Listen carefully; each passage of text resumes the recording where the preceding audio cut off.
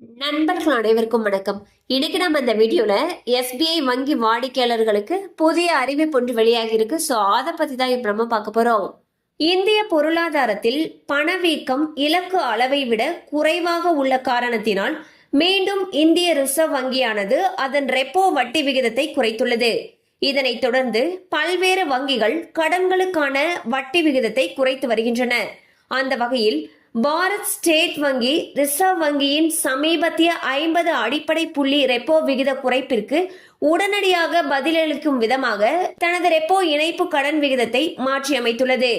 SBI வங்கியின் இணையதளத்தின்படி புதிய repo இணைப்பு கடன் விகிதம் 7.75% பிளஸ் கடனிடர் பிரீமியம் ஆகும்.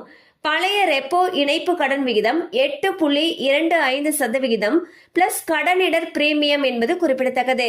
சோ பாத்தீங்கன்னா ஆர்பிஐ அவங்களுடைய ரெப்போ வட்டி விகிதத்தை குறைச்சிட்டு வந்துட்டு இருக்காங்க. அந்த வகையில் ஒவ்வொரு வங்கியும் அவங்களுடைய கடன்களுக்கான ரெப்போ விகிதத்தை குறைச்சிட்டு வந்துட்டு இருக்காங்க.